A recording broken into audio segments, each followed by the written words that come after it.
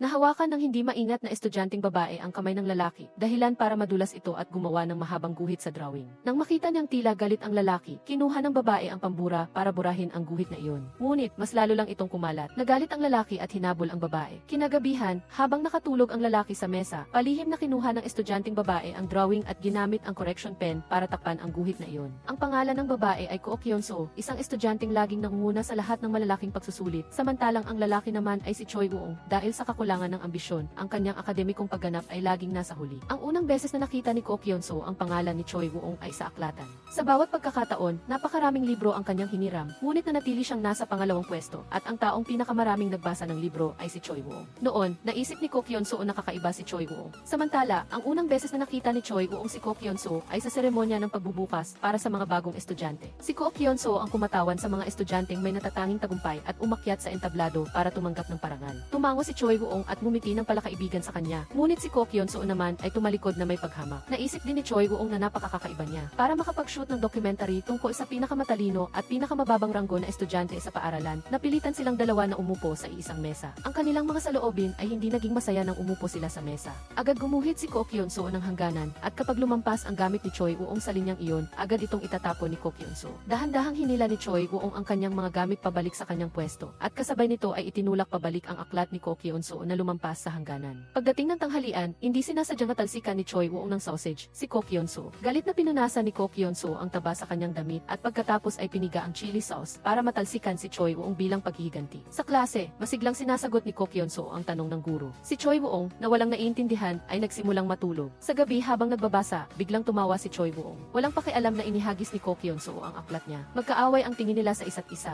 Naniniwala silang sadyang pinag-iinitan sila ng bawat isa. Sa huling araw ng shooting ng documentary, ang interview na lang nilang dalawa ang natitira. Biglang bumuhos ang malakas na ulan. Dali-daling inakay ng kameraman ang dalawa para maghanap ng silungan. Ngunit ang tubig ulan ay nagpalamig pa rin sa kanilang mga kamay at paa. Nang bumalik ang kameraman para kunin ang baterya at kagamitan, nanginginig si Ko Kyun-soo sa lamig. Agad namang hinubad ni Choi Woo-ong ang kanyang jacket at ipinatong sa kanya. Sa huling interview ng programa, patuloy silang naglalabas ng mga matutulis na salita laban sa isa't isa. Ang taong tulad mo, kapag pumasok sa lipunan, magdudulot lang ng pahirap sa lipunan. Tinitiyak ko yan, hindi sigurado. Anong karapatan mo bilang isang taong itataboy ng lipunan para tiyakin yan? Nang tanungin sila kung ano ang tingin nila sa kanilang sarili pagkatapos ng 15 taon. Nararamdaman ni Ko Kyun-soo na ang isang taong mahusay sa lahat ng aspeto tulad niya ay tiyak na patuloy na magiging outstanding. Samantala, si Choi Woo-ong naman ay nagnanais lamang ng isang simpleng buhay. Sa isang kisap mata, lumipas ang 15 taon. Si Ko Kyun-soo ay naging sales team leader ng isang advertising company. Nagpuyat siya para muling gawin ang kanyang proposal. Ngunit ito ay basta na lang ibinasura ng kanyang manager sa harap ng lahat. Mula pagkabata, ito ang unang pagkakataon na minamaliit si Ko Kyun-soo. Dahil dito, hindi siya makatanggap. Kaya, ipinagpatuloy niya ang pagpapaliwanag sa manager tungkol sa alternatibong plano dalawa. Gusto niyang imbitahan ang sikat na pintor na si Ko para magpinta sa pagbubukas ng booth. Sinabi ng manager sa kanya na imbitahin muna si Ko bago nila pag-usapan ang susunod na hakbang. Samantala, si Choi Woo-ong ay nabubuhay ng ayon sa kanyang kagustuhan. Naging sikat na ilustrador din siya. Pagbukas ng lalaki ng pinto, ang bumungad sa kanya ay ang kanyang dating kasintahan na nagdulot sa kanya ng sakit sa loob ng 5 taon. Akala niya ay hindi na sila magkakaroon ng ugnayan, ngunit nagkataon silang nagkita sa ganitong sitwasyon. Agad na isinara ni Choi Woo-ong ang pinto, pagkatapos ay pumasok sa bahay para kumuha ng spray bottle at lumapit kay Ko Kyun-soo at direktang inisprayhan ang kanyang mukha. Sa ika-negatibo 1,672 araw na magkasama sila, tinanong ni Ko Kyun-soo si Choi Woo-ong ng huling tanong, paano kung maghiwalay talaga sila? Ngunit sinabi ni Choi Woo-ong na hindi niya hahayaang mangyari iyon. Noong nagde-date pa sila, si Ko Kyun-soo ay may ugaling mapagkumpetensya. Dahil lang sa tingin ni Choi Woo-ong ay maganda ang kanyang tolerance sa alak, gusto niya itong uwi. Kaya nagpa siya si Ko Kyun-soo na magkaroon ng malinaw na pagtatalo. Dahil sa pagkahumaling niya sa isang dayuhang aktor, pinilit ni Ko Kyun-soo si Choi Woo-ong na magpagupit ng buhok na kahawig ng nasa cover ng magazine. Sa mata ng kanilang mga kaibigan, si Ko Kyun-soo ay isang magandang babae, ngunit may masamang ugali. Ngunit sa mata ni Choi Woo-ong, si Ko Kyun-soo ay isang perpektong babae. Kapag galit si Choi Woo-ong, makikipagkita si Ko Kyun-soo sa kanya at gagawin ang maliliit na bagay para mapasaya siya. Ang ganitong Ko Kyun-soo ay lalong minahal ni Choi Woo-ong. Ngunit ang hindi niya inaasahan ay sa panahong nararamdaman niya ang pinakamalaking kaligayahan, nagmungkahi si Ko Kyun-soo ng hiwalayan. Ilang buwan pagkatapos nito ang panahong pinakanawawala si Choi Woo-ong. Ginawa niya ang maraming bagay na kinainisan ni Ko Kyun-soo.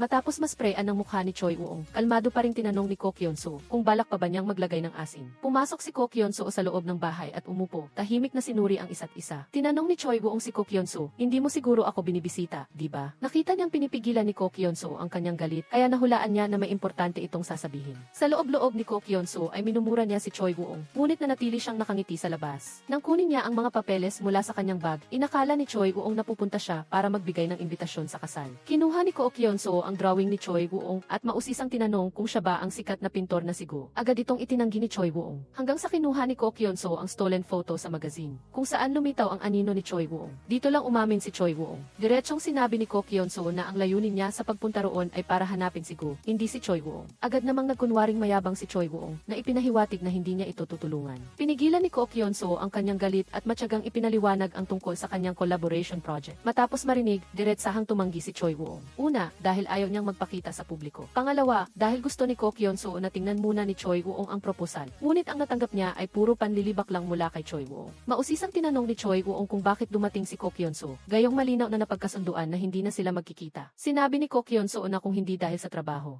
hindi rin siya kusang pupunta para hanapin siya. 5 taon na, bakit ka pa rin galit? 5 taon pa lang, bakit ka na ganyan? Sa ganoon, nauwi sa wala ang kanilang pag-uusap. Bumaba si Choi Ho, nakita ang eksenang ito at inakala niyang nananaginip lang siya. Naramdaman ni Choi Woo-ong na wala na silang pag-uusapan pa, kaya nagbalak siyang paalisin ang bisita. Habang nagtataka si Choi Ho kung bakit naroon si Ko Kyun-soo, biglang tumunog ang doorbell. Nagmamadaling lumabas si Choi Ho para buksan ang pinto at nakita si Ee na bumibisita, kaya natatakot siyang agad na isinara ang pinto. Binuksan ni Choi Woo-ong ang pinto at nakita si Ee. Pagkatapos ay inanyayahan niya ito sa loob ng bahay. Agad na umalis si Ko Kyun-soo nang makita niya ito. Tinabol ni Choi Woo-ong si Ko Kyun-soo at nagwiwisik ng asin sa kanya. Naisip ni Ko Kyun-soo na wala na ang pakikipagtulungang ito. Samantala, nakumpleto ni Choi Woo-ong ang isa sa kanyang listahan. Naglalakad mag-isa si Ko Kyun-soo sa kalye. Naaalala ang nakaraang pagkakataon na sinabi niyang gustong imbitahan ang pintor. Tila masyado siyang kumilos. Habang siya ay tuliro at nawawala, biglang may motorsiklong humaruro. Dumating si Kim Ji-ung at hinila si Ko Kyun-soo sa isang tabi. Nahulaan ni Kim Ji-ung na narito si Ko Kyun-soo para hanapin si Choi Woo-ong. Galit na sinumbatan ni Ko Kyun-soo si Choi Woo-ong na isip bata. Matapos marinig ang mga reklamo ni Ko Kyun-soo, nahulaan ni Kim Ji-ung na binisprehan ni Choi Woo-ong ng tubig at inasinan siya. Dahil hindi bababa sa 50 beses na itong pinraktis ni Choi Woo-ong. Ipinakilala ni Choi Ho ang kanyang sarili bilang manager ni Choi Woo-ong. Masiglang inanyayahan si Ee na bisitahin ang art studio ni Choi Woo-ong na gustong ipinta ni Choi Woo-ong ang kanyang bahay at nagpahayag din ng pagnanais na bumili ng ilan sa kanyang mga gawa. Ngunit si Choi Woo-ong ay abala sa pag-iisip tungkol sa kanyang ginawa kay Ko Kyun-soo kanina at hindi pinapansin ang sinasabi ni Ee. Matapos umalis si Ee, umakyat si Choi Woo-ong sa bubong at patuloy na nag-isip tungkol sa kanyang mga ginawa kay Ko Kyun-soo. Naisip niya, hindi kaya sobra na ang ginawa ko. Kinabukasan, balak sana ni Ko Kyun-soo na umamin sa kanyang boss na hindi niya nahanap si Painter Go at magmungkahi ng ibang plano. Ngunit bigla namang dumating ang kanyang boss. Biglang inatasan siya na suriin ang nalalapit na bubuksang stall kasama niya. Balak sana ni Ko Kyun-soo na suyuin ang manager. Nagtatanong tungkol sa nangyari nang sila ay uminom. Batay sa mga pahiwatig ng manager, naalala ni Ko Kyun-soo ang nakakahiyang eksena nang siya ay malasing, lalo na matapos niyang sumakay sa kotse ng manager. Sinabi niya na ang manager ay may antisocial personality disorder na walang lunas. Tanging humingi na lamang ng tawad si Ko Kyun-soo. Sinabi ng manager na kailangan lang niyang magawa ng maayos ang kanyang trabaho. Binasa ni Choi Ho ang proposal na iniwan ni Ko Kyun-soo at natuklasan na ito ay isang napakasikat na brand. Bukod pa rito, ang arkitekto ng gusali ay ang taong lubos na nagugustuhan ni Choi Woo. Nagmungkahi si Choi Ho na puntahan muna nila iyon at pagkatapos ay magpasya.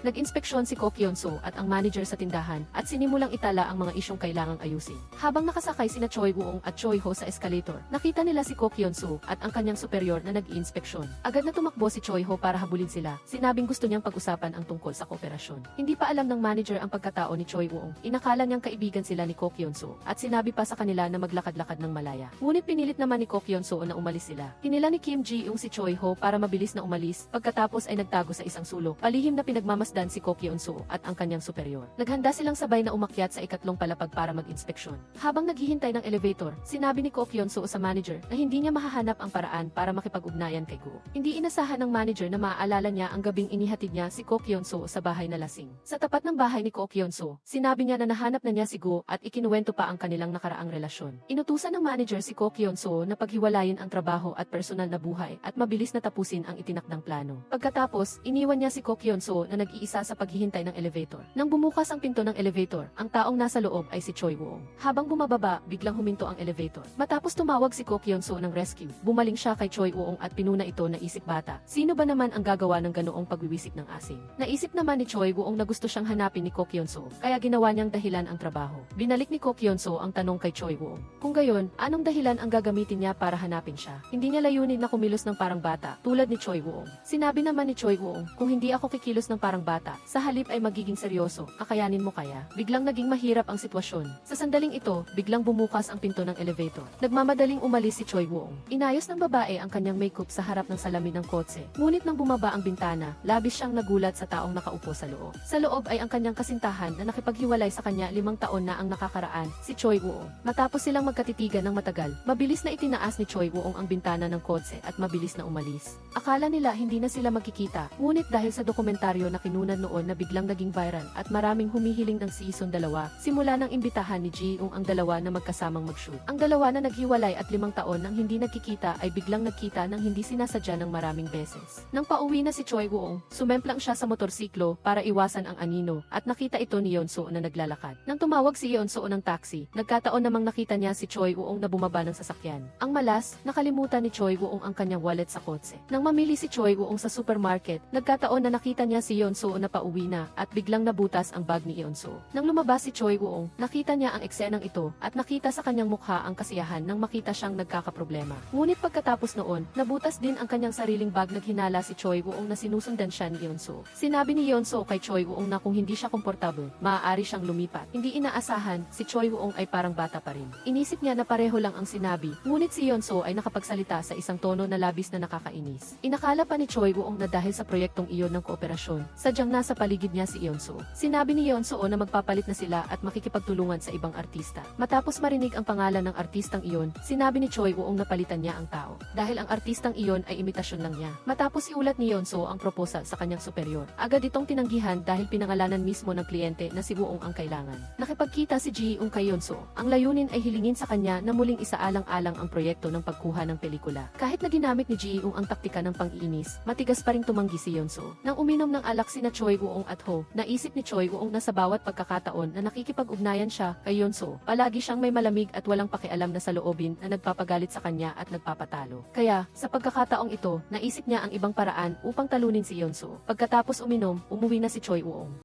Nagkataong nakasalubong si Yeon-soo na pauwi rin. Nang makita siyang umiinom, sinabi ni Yeon-soo na umuwi na siya ng mas maaga. Hinila ni Choi Woo-ong ang kamay ni Yeon-soo. Gustong tanungin ang dahilan ng kanilang paghihiwalay, ngunit sa huli ay hindi niya masabi. Kinaumagahan, pagdating sa opisina, narinig ni Yeon-soo ang balita mula sa kanyang direktor at mga kasamahan na dumating ang manager ni Woo-ong ng maaga upang kunin ang kontrata. Sinabing pumayag silang makipagtulungan sa kanila. Naguluhan si Yeon-soo pagkarinig nito dahil wala siyang natanggap na balita bago iyon. Kaya, dali-dali siyang tumakbo para hanapin si Choi Woo-ong para kumpirmahin. Matapos dalhin ni Ho ang kontrata, sinabi ni Choi Woo-ong na paparating na ang isang malaking bagyo. Matapos tumunog ang doorbell, masayang tumakbo si Choi Woo-ong sa pinto. Nang makita niya ang ekspresyon ni Yeon-soo, nahulaan ni Choi Woo-ong na alam ni Yeon-soo kung ano ang kanyang kondisyon para sumang-ayon sa kooperasyon. Hindi napigilan ni Yeon-soo na tawaging baliw si Choi Woo-ong dahil pumayag siyang kunan ang dokumentaryo para lang inisin siya at ginamit pa ang pagpirma ng kontrata para takutin siya. Iyon ang kanyang kondisyon. Nang makita si Yeon-soo na nainis, mas lalong natuwa si Choi Woo-ong. Sa huli, magkasama silang umupo sa harap ng kamera. Una ay ang panayam kay Yeon-soo. Sinabi ni Yeon-soo na ang kanilang paghihiwalay ni Choi Woo-ong ay hindi naman malaking bagay. Sa totoo lang, nang maghiwalay sila, gaano man siya obserbahan o payuhan ng kanyang matalik na kaibigan, nanatiling kalmado si Yeon-soo. Sa katotohanan, kinaya lang ni Yeon-soo na ilabas ang kanyang emosyon sa dilim ng gabi ng mag-isa. Hinayaan niyang umagos ang tubig at umiyak ng mag-isa sa banyo. Upang makaganti sa paghihiwalay ni Yeon-soo sa kanya, ginamit ni Choi Woo-ong ang kolaborasyon upang pilitin si Yeon-soo na sumama sa pagkuha ng pelikula. Sa huli, pumayag silang magkasamang kunan ng pelikula na ang mahigpit na kondisyon ay hindi sila magdudulot ng problema at hindi nila ibubunyag na sila ay nagkaroon ng relasyon. Kung hindi magiging normal ang pag-edit ng pelikula. Nang magsimula ang pagkuha ng pelikula, naghiwalay sina Ji-young at ang kanyang mga kasamahan upang kunan sina Choi Woo-ong at Yeon-soo. Ngunit tila sadyang pinapahirapan ng dalawa ang production team. Ang mga nakunan na footage ay walang anumang nilalaman.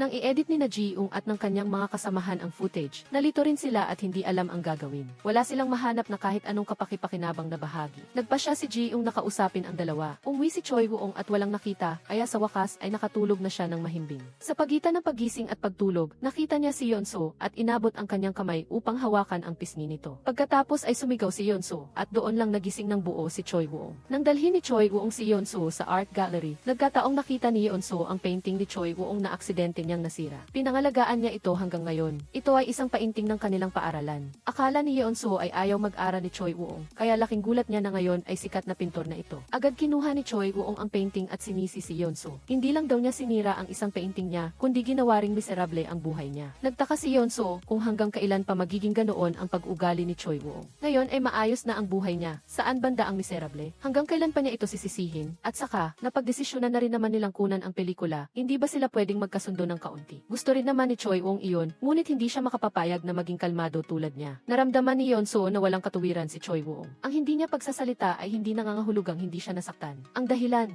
sila ay naghiwalay at hindi lang ito nagmula sa kanya. Ang kanilang pag-aaway ay naitala ni Ji-young. Pagkatapos, umakyat ang lahat sa itaas upang pag-usapan ang nilalaman ng pagkuha ng pelikula. Ngunit dahil sa pagtatalo kanina, nagpa siya si Yeon-soo na umalis muna. Sinabi rin ni Choi Woo-ong kay Ji-young na hindi niya alam kung tama o mali ang desisyon niyang sumang-ayon na kunan ang pelikula. Pagkatapos ay tumayo siya at umalis sa sala. Nagkatitigan sina Ji-young at ang kanyang mga kasamahan. Hindi pa nagsisimula ang pulong at hindi pa nila nasasabi sa kanila ang paksa ng pagkuha ng pelikula. Ngunit umalis na ang mga pangunahing tauhan. Sa gabi habang nagpipinta, naalala ni Choi Woo-ong ang pag-aaway nila ni Yeon-soo kanina. Hindi niya maintindihan kung bakit napakaliit niya. Naglakas loob siyang magbitaw ng mga nakakasakit na salita. Ang mga pag-iisip na iyon ay pumipigil sa kanya na makatulog. Sa katunayan, nang alalahanin ang kanyang mga salita noon, naramdaman din ni Yeon-soo na nababaliw na siya para sabihin ang ganoon. Dapat ay nagpakawalang pakialam siya. Sinubukan niyang mag-meditate para kumalma, ngunit sa huli, silang tatlo ay hindi makatulog. Kinaumagahan, natuklasan ni Eun-ho na ang pintor na may istilong katulad ng kay Choi Woo-ong ay nasa gate na yon. Inilabas niya ang mga painting ni Choi Woo-ong upang ihambing at sinabing kinopya ni Choi Woo-ong ang kanyang mga painting. Gusto ni Eun-ho na makipag-ugnayan sa reporter upang itama ito, ngunit agad siyang pinigilan ni Choi Woo-ong. Ang tahimik at malalim na pag-iisip ni Choi Woo-ong. Dagdag pa sa hindi niya pagpayag na kunan sila, hindi alam ni na Eun-ho at Ji-young ang gagawin. Pinaalalahanan ni Eun-ho si Choi Woo-ong na kailangan niyang pumunta sa kumpanya bukas upang pag-usapan ang kooperasyon. Nagtaka si Choi Woo-ong kung bakit walang nagkontak sa kanya mula nang kumalat ang chismis ng pagnanakaw ng gawa. Akala niya ay hindi nagmamalasakit sa kanya si Yeon-soo. Ngunit sa katunayan, abala si Yeon-soo sa overtime upang magtipon ng ebidensya na nagpapatunay na hindi nagnakaw ng gawa si Choi Woo-ong. Kinaumagahan, nahuli si Eun-ho, kaya si Choi Woo-ong na lang ang pumasok sa pulong. Si Yeon-soo ang inatasan sa kanyang pagtanggap. Bago magsimula ang pulong, diretsong tinanong ng pinuno ng departamento si Choi Woo-ong kung kinuha niya ba ang painting. Tahasang sinabi ni Choi Woo-ong na hindi siya nagnakaw ng gawa. Nang makita niya ang pinuno ng departamento at si Yeon-soo na magkatabi, naalala niya ang sinabi ng kanyang mga kasamahan na gusto ng pinuno ng departamento si Yeon-soo. Malinaw na nagpakita ng inggit si Choi Woo-ong. Inimbitahan ng pinuno ng departamento si Choi Woo-ong sa party ng kumpanya sa Biyernes upang makabawi sa kanilang kawalang-galang ngayon. Nang marinig niyang pupunta rin si Yeon-soo, sinabi ni Choi Woo-ong na pupunta siya. Ang dalaga, nang makita ang seryosong pagtatrabaho ng kanyang ex-boyfriend, ay muling naramdaman ang pagtibok ng puso. Naalala niya ang una nilang pagkikita, si Choi Woo-ong ang unang ngumiti sa kanya. Nang kunan nila ang huling bahagi ng dokumentaryo, nagkaroon sila ng damdamin para sa isa't isa. Hindi niya inakala na si Yeon-soo ang kusang makikipaghiwalay. Pagkatapos noon, gusto pa ring magpaliwanag ni Choi Woo-ong. Sa isang party, nagkabanggaan ang dalawa. Agad na hinawakan ni Choi Woo-ong ang kamay ni Yeon-soo. Tila tumigil ang oras sa sandaling iyon. Sa eksaktong pagkakataong ito, narinig ang boses ng pinuno ng departamento na sumira sa lahat. Nagkataon namang nakaharap ni Choi Woo-ong ang artistang nagnakaw ng gawa, si Kai. Ngayon lang nalaman ni Choi Woo-ong na magkasama pala silang sasali sa live painting. Akala ni Choi Woo-ong na matagal nang alam ni Yeon-soo ang tungkol dito, ngunit hindi lang sinabi sa kanya. Galit siyang tumakbo para tanungin ito. Hindi maintindihan ni Yeon-soo ang nangyayari. Sinabi ng pinuno ng departamento kay Choi Woo-ong na ipapaliwanag niya ito mamaya. Galit na tumalikod si Choi Woo-ong at umalis. Matapos diretsong tanungin,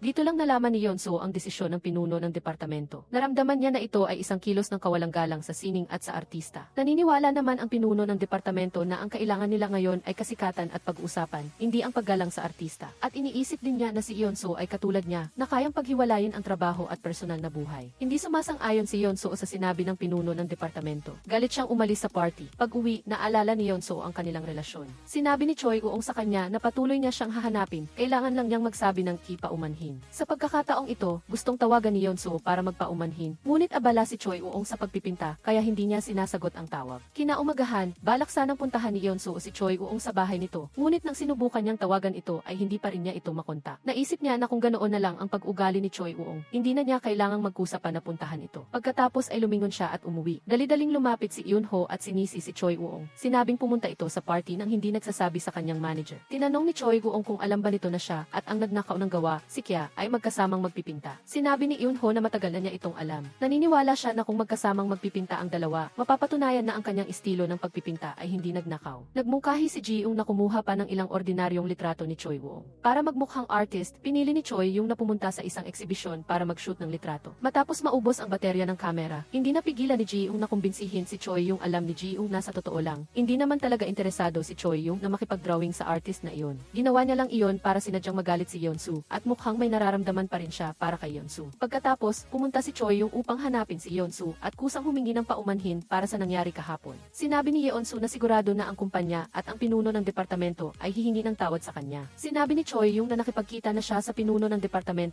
at pumayag na makipag-drawing sa artist na iyon. Patuloy siyang tinanong ni Yeonsu kung bakit niya ginawa iyon. Sinabi niya na siya na ang bahala doon. Ang sagot na ito ni Choi yung ay nagparamdam kay Yeonsu na parang lumayo ang kanilang relasyon. Pagkatapos nito, nagsimula si Choi yung sa kanyang 100 oras na tuloy-tuloy na paglikha na nag-alala kay Yeonsu tungkol sa kanyang kalusugan. Maliban sa pagkain at pagtulog, kailangan niyang mag-drawing ng hindi bababa sa 19 na oras bawat araw hanggang sa araw ng pagbubukas. Ang buong proseso ng paglikha ni Choi yung ay nakuna ng kamera. Ang team sa likod ni Yeonsu ay nagtatrabaho rin ng husto. Sa totoo lang, nag-aalala talaga si Yeonsu sa kalusugan ni Choi yung sa huling gabi. Gusto niya sanang tawagan si Choi yung, ngunit nag-aalala siya na baka makaistorbo siya sa kanyang paglikha. Wala siyang choice kundi tawagan si Choi Ho, ngunit walang sumagot sa tawag. Sa huli, tinawagan na lang ni Yeonsu si Ji-young. Nang malaman niyang maayos naman ang lahat, nakampante si Yeonsu at umuwi na mula sa trabaho. Pag-uwi, nag-alinlangan si Yeonsu kung tatawagan ba niya si Choi yung napagdesisyonan niyang hindi na lang siya mag-aalala tungkol sa kanya, pero hindi pa rin niya maiwasang mag-isip. Sa huli, lumabas siya at pumunta sa tapat ng studio ni Choi, yung nagbulong siya sa sarili na dahil ito ay collaborative project ng kumpanya. May obligasyon siyang tingnan ang kalagayan ng kalusugan at pag-unlad ni Choi yung ngunit kahit ilang beses siyang mag-doorbell, walang sumasagot at madilim ang loob ng bahay. Nag-alala si Yeonsu na baka napagod na si Choi yung sa sobrang pagtatrabaho, kaya agad niyang tinawagan si Choi yung pagkatapos niyang buksan ang pinto.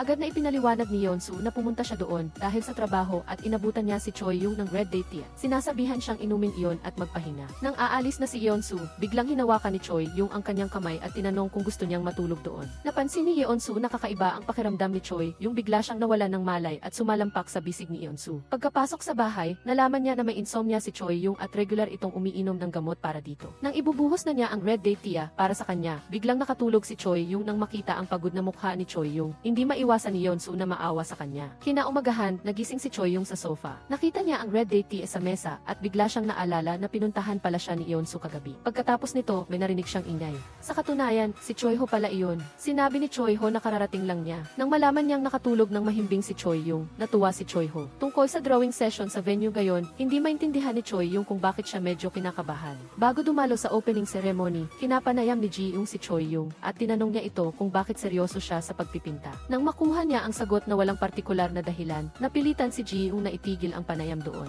Nang dumating si Choi yung sa waiting room, natagpuan niyang nakatulog si Yeonsu sa sofa. Ayaw niyang gisingin ito, kaya tahimik na lang niyang pinagmasdan ang natutulog na si Yeonsu.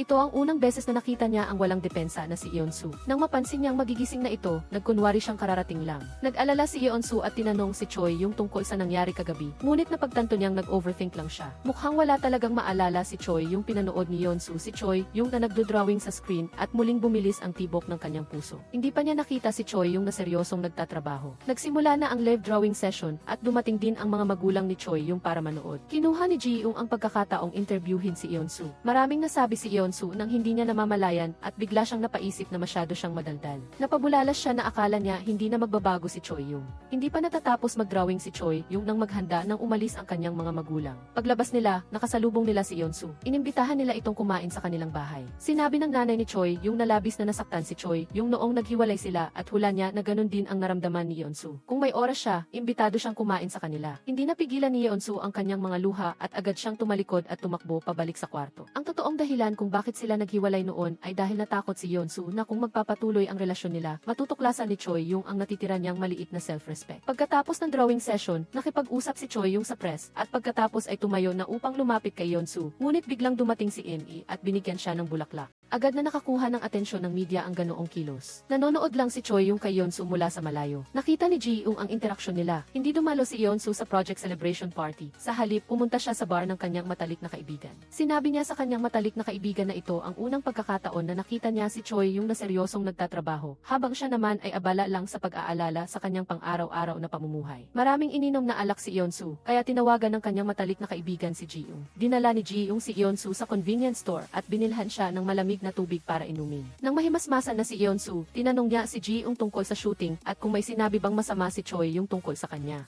Seryosong tinanong ni Ji-young si Yeon-su kung gusto pa rin ba niya si Choi yung pag-uwi niya. Nakita ni Yeon-su si Choi yung na naghihintay sa labas ng kanyang pinto. Nalaman lang pala ni Choi yung na lumipat na rito si Yeon-su. Nang tanungin ni Choi yung, nagkunwari si Yeon-su na hindi niya alam ang nangyari kagabi. Hindi napigilan ni Choi yung natanungin siya kung bakit niya pinapanggap na hindi niya alam ang nangyari kagabi. Hindi iyon panaginip, hindi sila ordinaryong magkaibigan. Bakit kailangang maging ganito sila ngayon? Nang marinig ito, tuloy-tuloy na tumulo ang luha ni Yeon-su. Umiyak ang henyong pintor at nagmakaawa sa kanyang ex-girlfriend na makipagbalikan. Paggising niya kinaumagahan, naalala niya ang lahat ng nangyari kagabi at labis siyang nahiya, gusto niyang magtago sa kahihiyan. Pagkababa niya ng kama, nakita niya si Choi Ho na naghahanda ng isang celebratory party para sa kanya. Nang marinig niyang darating din si Yeon-su, dali-dali siyang tumakas dala ang kanyang bag simula pagkabata. Gusto nang gamitin ni Choi yung ang pagtakas para maiwasan ang mga bagay na ayaw niyang gawin. Ganito pa rin siya hanggang ngayon, dahil sa tingin niya, ang pinakamagandang paraan para protektahan ang sarili ay ang pagtakas. Sa tingin ni Yeon-su, ang pagtakas ay tanda ng kaduwagan dahil isa lang itong pathetic na dahilan at palusot. Sa totoo lang, pinili rin niyang tumakas kagabi. Habang siya ay lasing, tinanong siya ni Choi yung ng maraming bagay. Pero ginawa ni Yeon-su na dahilan ang kanyang pagkalasing.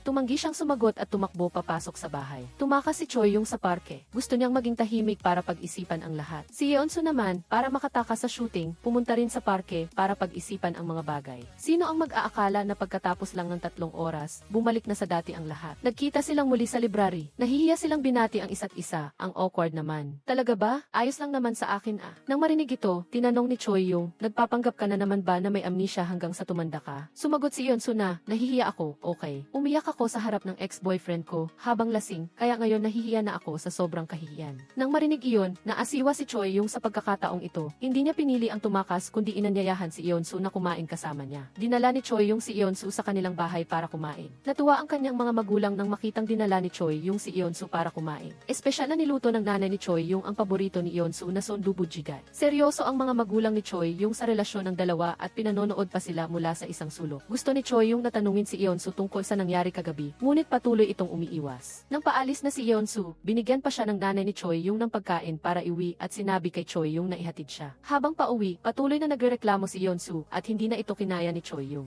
Naramdaman niya na laging pinaparamdam ni Yeon-su sa kanya na tanga siya. Sapat na ang pagtitiis niya sa pakiramdam na iyon. Pag-uwi, naaalala ni Yeon-su ang sinabi ni Choi yung hindi niya napigilang tumakbo para hanapin si Choi yung naman, hindi sinasadyang nakita si Ege sa bus stop. Umupo silang dalawa sa swing sa park at nag-usap. Gusto ni Ege na imbitahin siya ni Choi yung kumain dahil may utang na 3 pabor si Choi yung sa kanya. Gusto ni Choi yung nabigyan si Ding ng painting. Sinabi ni Ege na hindi siya kapos sa pera. Ginagawa niya ang lahat dahil gusto niya ito. Sinabi ni Ege na gusto niya si Choi yung tulad ng pagmamahal niya sa kanyang alagang aso. Nakaka-relax lang na tingnan. Tumayo pa si Ding para tulungan si Choi yung. Pahira ng cream na nakakalat sa mukha at nangyari lang na nakita ito ni Yeon-su na papalapit. Nang makita niya ang dalawa na masayang nagtatawanan, naging magulo ang kanyang nararamdaman. Kinaumagahan, nang maghahanda na si Yeon-su na mag-jogging, pinilit siya ni Ji-young na sumakay sa kotse para mag-drive around kasama siya. Kung hindi, bubusinahan niya at gigisingin ang lahat ng kapitbahay. Kaya napilitan si Yeon-su na sumakay sa kotse. Habang dinidiligan ni Choi yung ang mga halaman, nakita niya si Choi Ho na may dalang malalaking bag pagkatapos nito. Bigla siyang hinila papasok sa isang itim na van. Umupo si Choi Ho at ang cameraman sa magkabilang panig. Nang makarating sila, tinanong ni Choi yung kung ano ang gagawin nila. Sinabi niya na isusumbong niya sila kay Ji-young. Sa hindi inaasahan, dumating agad si Ji-young, kasama pa si Yeon-su. Nagtitigan ng dalawa at sa ganoon, nagkaroon sila ng isang sapilitang picnic. Ngunit sa kabila ng masayang outing, hindi komportable sina Choi yung at Yeon-su. Para silang may invisible na pader na naghihiwalay sa kanila. Kinagabihan, hindi makatulog pareho sina Choi yung at Yeon-su. Naalala nila ang mga magagandang alaala nila noon. Kinaumagahan, habang naglalakad si Yeon-su, biglang bumuhos ang malakas na ulan. Dahan-dahan niyang inilabas ang kanyang kamay para saluhin ang tubig ulan. Ang eksenang ito ay eksaktong kapareho ng araw na umamin sila sa isa't isa 15 taon na ang nakakaraan na nagtulak sa kanya na magbulalas ng ang pamilyar ng eksena. Bigla niyang nakita si Choi yung na may hawak na payong na lumitaw sa kanyang harapan at nagtaka siya kung anong ginagawa nito roon.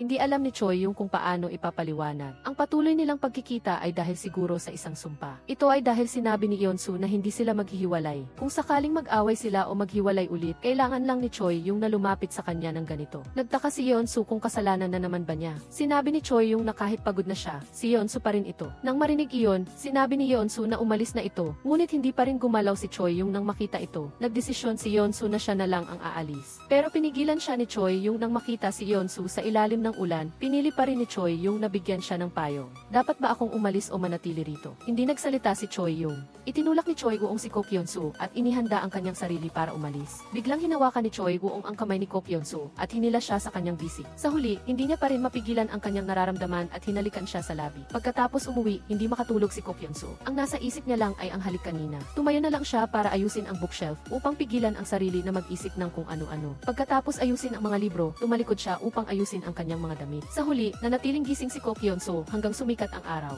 Sa katunayan, pagkatapos bumalik sa kanyang studio, nagkaroon din si Choi Woo-ong ng insomnia. Nagsimula siyang abalahin ang sarili sa pagguhit, ngunit nagkasakit siya dahil sa pagbibilad sa ulan. Nang malaman ito ni Kim Ji-ung, agad niya itong ipinaalam sa ina ni Choi Woo-ong para alagaan siya. Sa panahon ng trabaho, tuluyan nang naging distracted si Ko Kyun-soo. Ang mga kasamahan niya sa trabaho ay nagsabi na mayroong nangyari noong field trip. Umakyat si Ko Kyun-soo mag-isa sa rooftop at inilabas ang kanyang telepono. Balak niyang tawagan si Choi Woo-ong para tanungin kung anong nangyari, ngunit naisip niyang hindi ito tama. Sa mismong oras na ito, tumawag ang kanyang matalik na kaibigan at sinabing pagkatapos ng trabaho, pumunta siya sa kanilang tindahan upang tikman ang mga bagong putahe. Ngunit, wala si Ko Kyun-soo sa kondisyon para gawin ito, kaya sinabi niya sa kanyang matalik na kaibigan na hanapin si Kim Ji-ung para subukan. Sa sandaling iyon, nakaupo si Kim Ji-ung sa tindahan at sinusubukan ang mga bagong putahe. Ngunit dahil hindi gusto ni Kim Ji-ung ang lahat ng putahe, hindi natuwa ang kanyang matalik na kaibigan. Ipinilit niyang kailangan ni Ko Kyun-soo na pumunta para tikman. Mula kay Kim Ji-ung, nalaman ni Ko Kyun-soo na ilang araw nang hindi pumapasok si Choi Woo. Naramdaman ni Ko Kyun-soo na mayroong mali. Pumunta siya sa tindahan ng kanyang matalik na kaibigan at ikinuwento ang nangyari sa pagitan nila ni Choi Woo noong naglakbay sila. Matapos makinig sa pagsusuri ng kanyang matalik na kaibigan, biglang napagtanto ni Ko Kyun-soo na handa na siyang makipagbalikan kay Choi Woo. Sa katunayan, noong nagkita silang dalawa ulit pagkatapos ng 5 taon, si Ko Kyun-soo ay mayroon pa ring malaking paniniwala. Naniniwala siya na hanggat sapat ang kanyang determinasyon upang itago ang kanyang damdamin, ayos lang.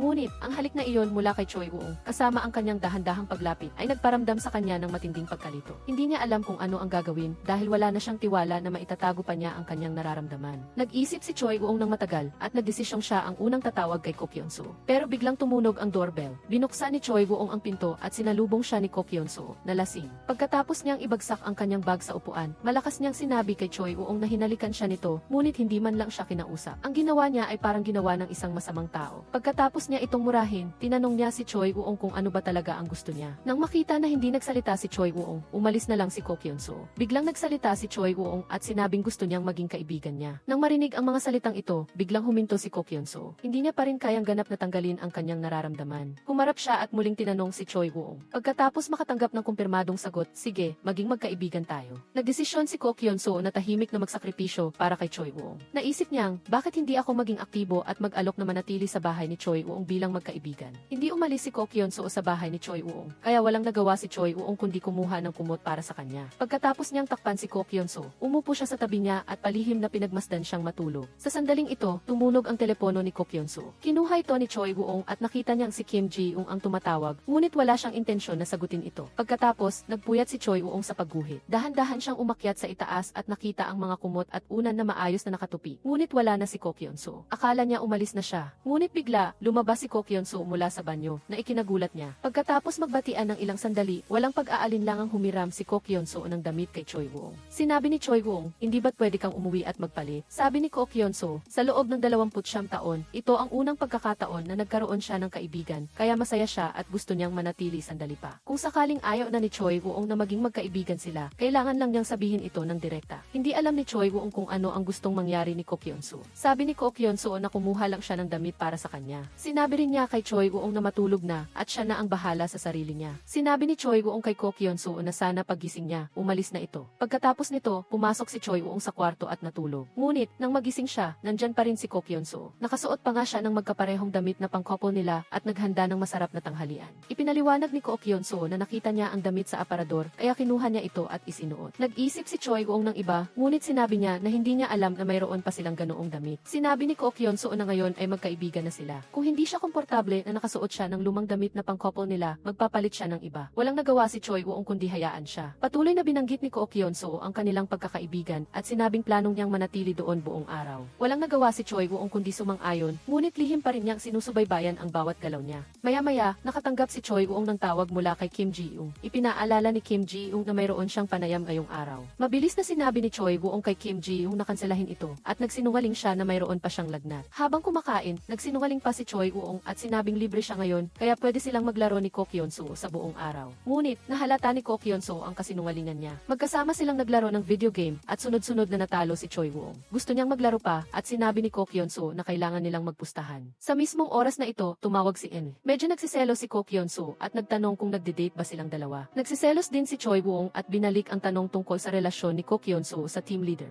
Ano ang dahilan at bigla na lang naging malapit kay Kim Ji-young? Nagtatanong si Ko Kyun-soo kung nagsiselos ba si Choi Woo-ung. Agad na sumagot si Choi Woo-ung na pagkatapos ay mabilis na nagpaliwanag, sinabing ayaw niyang kunin niya ang kanyang matalik na kaibigan. Habang naliligo si Choi Woo-ung, lihim na binasa ni Ko Kyun-soo ang mensahe ni NK para sa kanya. Noon lang niya nalaman na kinansela ni Choi Woo-ung ang panayam niya ngayon. Nang matapos si Choi Woo-ung maligo, napansin niya na wala na si Ko Kyun-soo sa sala. Sa huli, nakita niya si Ko Kyun-soo sa studio. May inilabas si Ko Kyun-soo na isang painting ni Choi Woo-ung, isang painting ng amusement park kung saan sila naghiwalay sa ika-4 na pagkakataon. Kinuha ni Ko Kyun-soo ang painting na iyon bilang kanyang premyo. Katatapos lang niya ilagay ang painting sa bag, bigla na lang tumunog ang doorbell. Nagunahan silang dalawa na buksan ito. Inakala nilang delivery boy iyon na nagdala ng manok, ngunit si Kim Ji-young pala ito. Sa sandaling buksan nila ang pinto, nagulat si Kim Ji-young. Natuklasan niya na ang babaeng lihim niyang minamahal sa loob ng 15 taon ay nasa bahay ng kanyang matalik na kaibigan. Noong unang araw ng pasukan, 15 taon na ang nakalipas, nakita ni Kim Ji-young si Ko Kyun-soo. Mula sa sandaling iyon, umibig siya sa kanya. Nang makita niya na hindi mahanap ni Ko Kyun-soo ang kanyang hair tie, ibinigay ni Kim Ji-young ang kanya sa kanya. Ngunit, napansin niya na pagkatapos matanggap ang award, tumingin si Ko Kyun-soo kay Choi Woo. Pagkatapos ng maikling panahon, naging magkasama silang dalawa. Mula noon, nagdesisyon si Kim Ji-young na itago ang kanyang nararamdaman.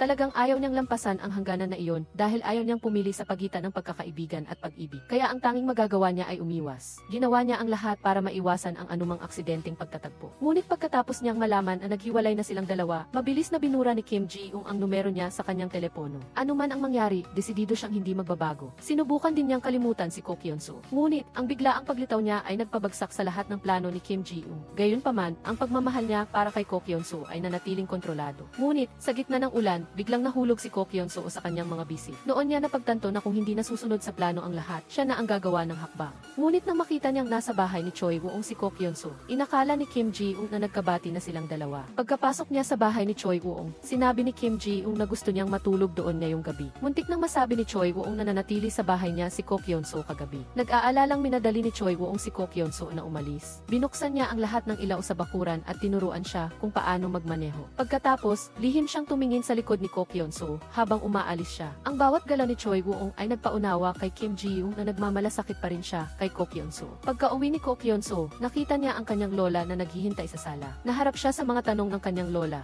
Nagsinungaling si Ko Kyun-soo at sinabing sa bahay siya ng kanyang matalik na kaibigan na natili kagabi. Ngunit ang kanyang matalik na kaibigan ay nasa loob ng kanyang bahay. Hindi alam ni Ko Kyun-soo kung paano magpaliwanag. Matapos pakalmahin ng kanyang matalik na kaibigan ang galit ng lola, dinala niya ito sa kanyang silid tulugan. Nang bumalik sila sa silid, sinabi ng kanyang matalik na kaibigan kay Ko Kyun-soo, "Sa susunod na magsisinungaling ka, maaari mo ba akong sabihan muna?" Sinabi ni Ko Kyun-soo na hindi siya nagsinungaling, na ang kaibigan na iyon ay si Choi Woo. Pagkatapos malaman na nanatili si Ko Kyun-soo sa bahay ni Choi Woo kagabi, inakala ng kanyang matalik na kaibigan na gusto pa rin niya ito. Ngunit ang nakakalungkot ay, ito ay isang one-sided love. Matapos marinig ito, nahiya si Ko Kyun-soo at hindi alam kung paano tumugon, kaya sinabi niya sa kanyang matalik na kaibigan na matulog na. Si Kim Ji-young, ayaw niya ng alak, ngunit ngayon, nakaupo siya sa bahay ni Kim Ji-young, kumakain ng manok at umiinom ng beer kasama siya. Matapos ubusin ang 2 lata ng beer, nagsimula siyang makipag-usap kay Choi Woo. Inakala ni Choi Woo na may gusto siyang sabihin, ngunit sinabi lang ni Kim Ji-young na ayaw niyang umuwi. Pagkatapos noon, wala na siyang sinabi pa. Kinaumagahan, natuklasan ni Choi Woo na naiwan ni Ko Kyun-soo ang kanyang makeup bag sa kanyang bahay. Naalala niya na sinabi nito na mahalaga iyon, kaya pumunta siya upang ibalik ito sa kanya. Nang makita niya si Choi Woo, bumalik ang nararamdaman niya noong sila pa. Ganap siyang sumang-ayon sa sinabi ng kanyang matalik na kaibigan na one-sided love ang nararamdaman niya. Pagkatapos niyang ibalik ang makeup bag kay Ko Kyun-soo, tinitigan niya si Choi Woo. Tiyak si Ko Kyun-soo sa isang bagay, hindi niya siya makalimutan at hindi rin sila pwedeng maging magkaibigan.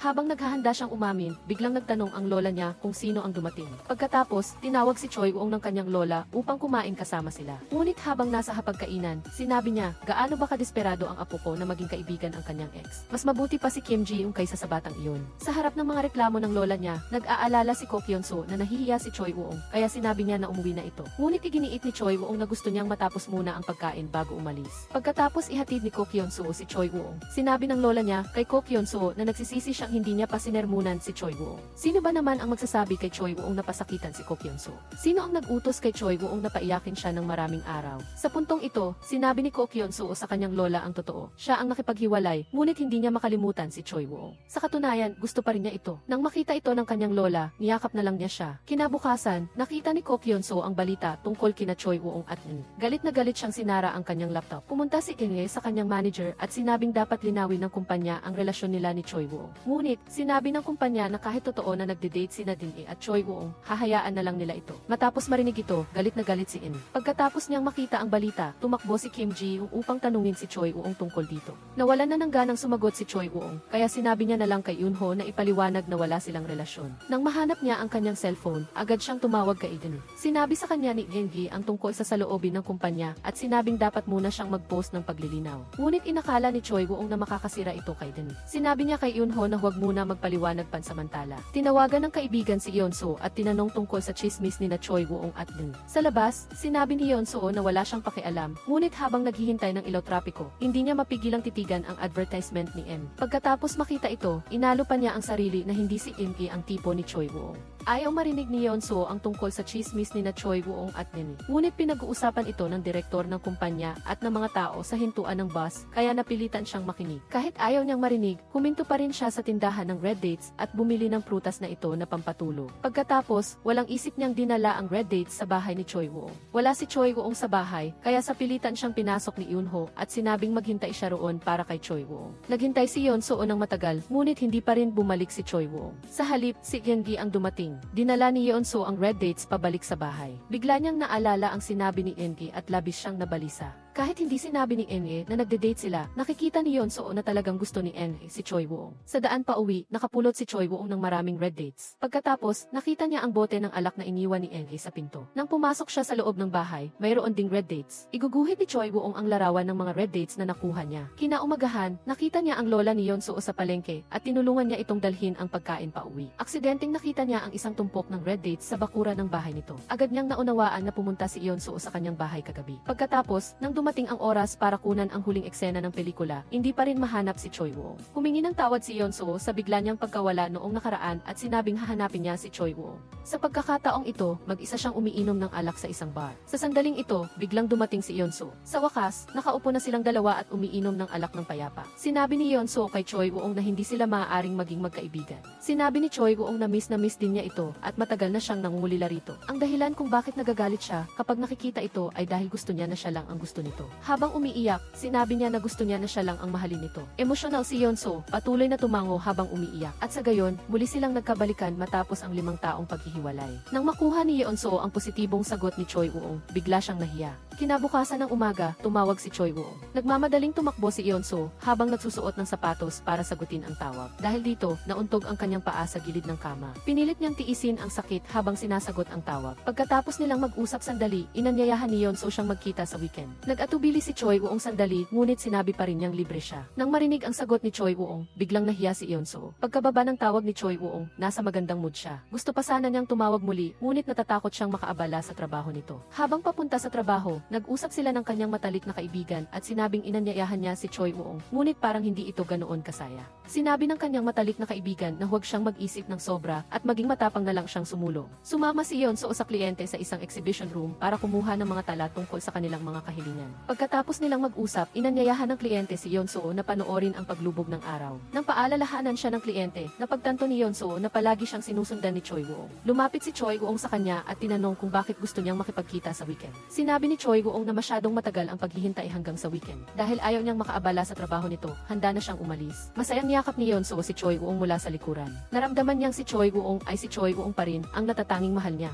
Sinabi ni Yeonso na hintayin siya sandali. Agad na bumilis ang tibok ng puso ni Choi Woo. Pagkatapos, tahimik na sinundan ni Choi Woo si Yeonso. Nang matapos ni Yeonso ang kanyang trabaho, bumili na si Choi Woo ng sausage at chestnuts para sa kanya. Nang makita ang ganitong reaksyon ni Choi Woo, doon lang talaga naniwala si Yeonso na nagkabalikan na sila. Kusa siyang hinalikan si Choi Woo. Nang makita ang dalawang sausage sa kanyang kamay, kinuha ni Choi Woo ang dalawa gamit ang isang kamay at hinila si Yeonso sa kanyang mga bisi. Pagkatapos, kumain silang dalawa ng sausage at sabay na umuwi. Hinatid ni Choi Woo si Yeonso Yeonsu pauwi. Ayaw niyang umuwi ito ng maaga, kaya pagdating sa pinto, niyakap niya ito. Nang marinig ang boses ng kanyang lola, nagmamadaling tumakbo ang dalawa sa sulok ng pader. Umaasa si Choi Woo-ong na makiinom ng red day tea sa kanyang bahay. Ngunit ang red day tea na ito ay medyo kakaiba. Matapos silang magkabalikan, labis na nag-aalala si Yeonsu na baka maghiwalay silang muli. Hindi rin nagkukulang sa pag-aalala si Choi Woo-ong. Nang ihatid ni Choi Woo-ong si Yeonsu sa trabaho, nakita sila ni Eunho. Nang malaman niyang siya lang ang hindi nakakaalam sa kanilang pagbabalikan, nagpakita si Eunho ng pagtatampo. Kinailangan ni Choi Woo-ong na alo-aluhin si Eunho. Pinaalalahanan ni Eunho si Choi Woo-ong na nang maghiwalay sila ni Yeonsu. Ang lungkot na ipinakita niya ay talagang nakakatakot. Sinabi niya na dapat itong pag-isipan ng mabuti. Sinabi ni Choi Woo-ong na alam niya ang gagawin. Nang magpadala si Yeonsu ng text message kay Choi Woo-ong, napansin niyang maikli ang kanyang mga sagot. Naalala niya ang nabasa niya noon sa internet na ang mga bagay ay magiging iba pagkatapos magkabalikan. Noon,